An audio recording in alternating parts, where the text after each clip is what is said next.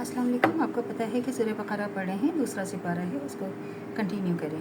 बिस्मिल्लाहिर्रहमानिर्रहीम। ये सुनकर वो बोले कि हम पर बादशाह बनने का वो कैसे हकदार हो गया, उसके मुकाबले में बादशाही के हम ज़्यादा मुस्तहिक़ हैं, वो तो कोई बड़ा मालदार आदमी नहीं है। नबी ने जवाब दिया, अल्लाह ने तुम्हारे मुकाबले में इसी को मुंतखब किया और इसी को दिमाग में जिस्मानी दोनों किस्म की अहलियतें फरावानी के साथ अता फरमाई हैं, और अल्लाह को इख्तियार है कि अपना मुल्क जिसे चाहे दे। अल्लाह बड़ी वसअत रखता है और सब कुछ उसके इल्म में है। इसके साथ इनके नबी ने इनको ये बताया कि खुदा की तरफ से इसके बादशाह मुकर्रर होने की अलामत यह है कि इसके अहद में वो संदूक तुम्हें वापस मिल जाएगा, जिसमें वो तुम्हारे रब की तरफ से तुम्हारे लिए सुकून और क़ल्ब का सामान है, जिसमें आले मूसा आले हारून के छोड़े हुए तबरुकात हैं, जिसको उस वक्त फरिश्ते संभाले हुए हैं। अगर तुम मोमिन हो तो ये तुम्हारे लिए बहुत बड़ी निशानी है। और फिर जब तालूत लश्कर लेकर चला तो उसने कहा, एक दरिया पर अल्लाह की तरफ से तुम्हारी आजमाइश होने वाली है, जिसका पानी पिएगा वो मेरा साथी नहीं, मेरा साथी सिर्फ वो है।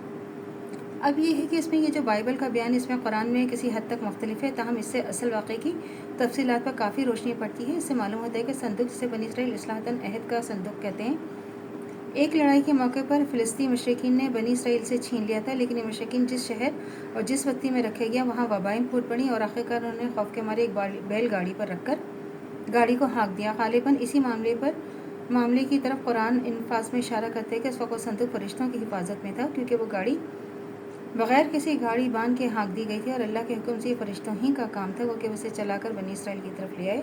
और ये इरशाद के इस संदूक में तुम्हारे लिए क़ल्बे सुकून का सामान है, तो बाइबल के बयान में इसकी हकीकत ये मालूम होती है कि बनी इसराइल इसका बड़ा मुतबर्रिक अपने लिए फ़तह और नुसरत का निशान समझते थे। जब उनके हाथ से निकल गया तो पूरी कौम की हिम्मत टूट गई और हर इसराइली का ये ख्याल करने लगा कि खुदा की रहमत हमसे फिर गई है और अब हमारे बुरे दिन आ गए हैं। बस इस संदूक का वापस आना इस कौम के लिए बड़ी तक़वियत क़ल्ब का मौजिब था और ये एक ऐसा ज़रिया था जिससे इनकी टूटी हुई हिम्मतें फिर बन सकती थी।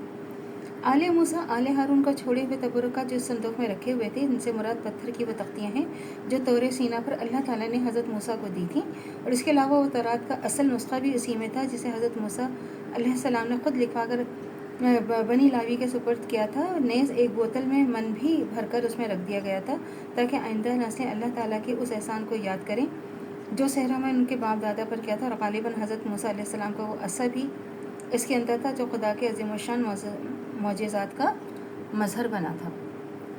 तो मुमकिन है कि इससे मुराद दरियाए उर्दुन हो या कोई नदी या नाला। तालूत अपनी बनी इसराइल के लश्कर को लेकर इसके पास उतरना चाहता था।